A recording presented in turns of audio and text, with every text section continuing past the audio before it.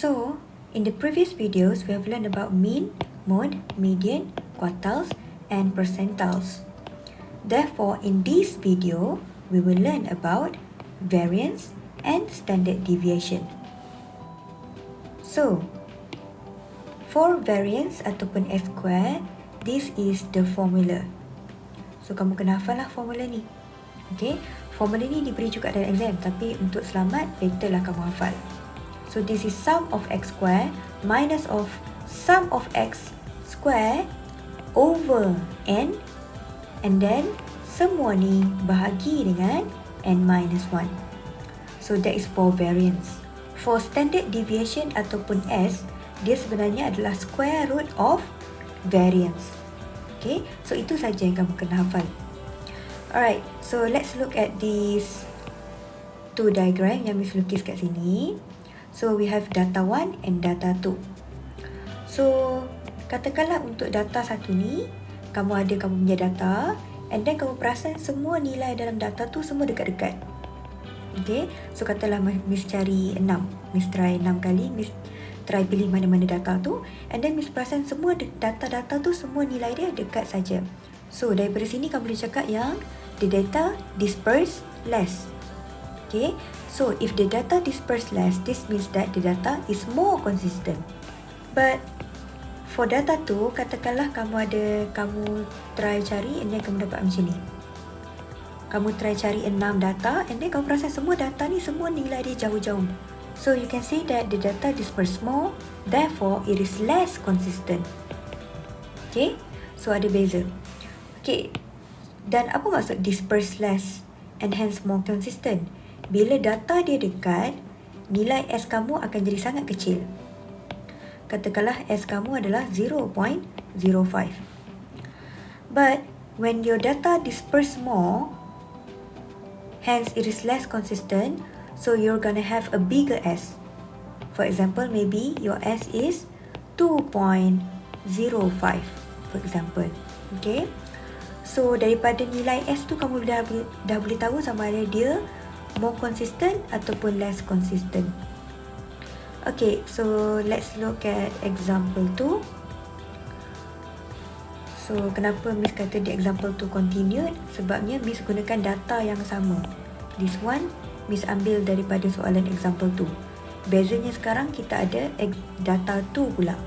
Okay, so for this example, we need to find mean and standard deviation for both data.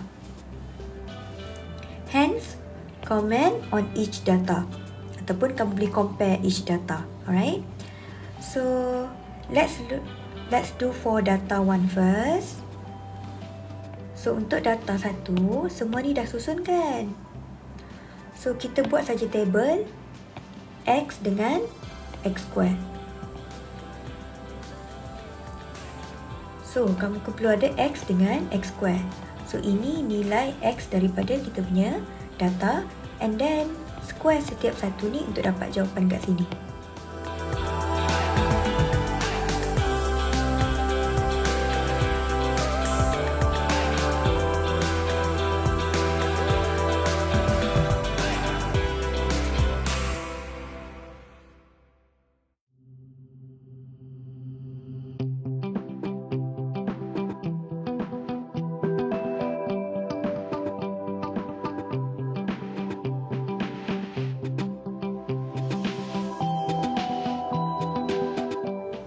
Dapatlah macam ni. Okay, so ini adalah semua nilai X kan? So bila kamu tambah semua ni, sebenarnya kamu cari sum of X 188. This one, kamu tambah semua ni, sebenarnya kamu cari sum of X square. So for each data, we need to find mean dapat apa, standard deviation dapat apa. So let's try to find for data 1 first. Mean is equal to X bar ataupun sum of X bahagi N. So, sum of X is 188 over 10 and you get 18.8. So, mean for data 1 is 18.8. Okay, the next one, we need to find variance first. So, formula of variance is sum of x square minus sum of x square over n minus 1. So, sum of x square adalah ini. Sum of x is 188. So, substitute setiap satu.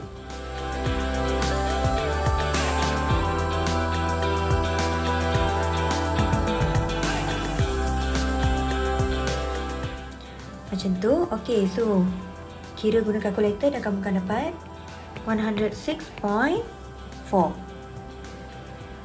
So that is your variance. Therefore, standard deviation is square root of 106.4. And you'll get 10.32. So this is for data 1. Okay, so this is for data 1. And now, we need to do for data 2 pula. Okay. So sama juga, kita ada x dengan x square. X ambil daripada kita punya data, and then kita square setiap satu untuk dapat kat belah kanan ni.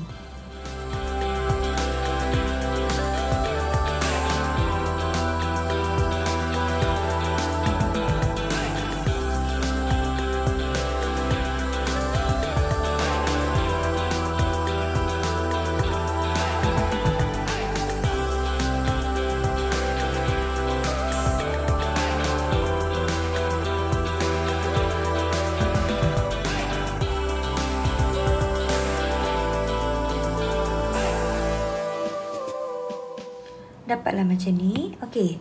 Tambah semua ni dan ini akan bagi pada kamu sum of x. And the answer is 188. Add all these values and this will give you sum of x square. And you'll get 4380. So let's find mean and standard deviation for data 2. So mean is x bar equal to sum of x over n, which is 188 over 10 equal to 18.8. So that's for mean. The next one is variance, which is equal to sum of x square minus sum of x square over n minus 1. So substitute sum of x square, which is 4380, and sum of x, which is 188. So substitute je lah.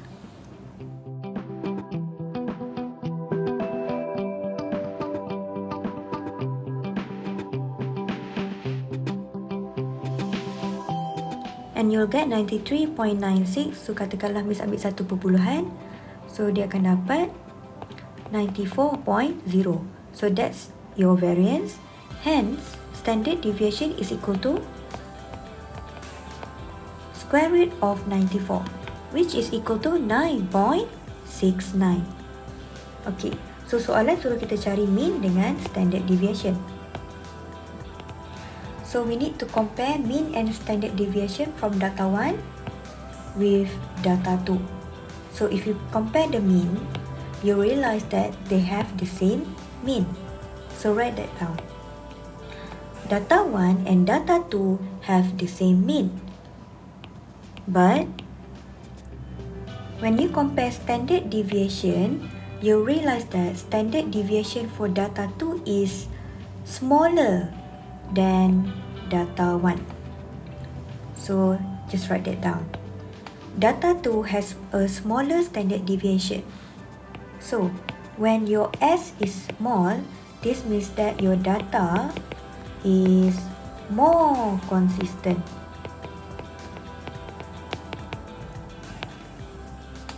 Therefore, data 2 is more consistent and disperse less compared to data 1.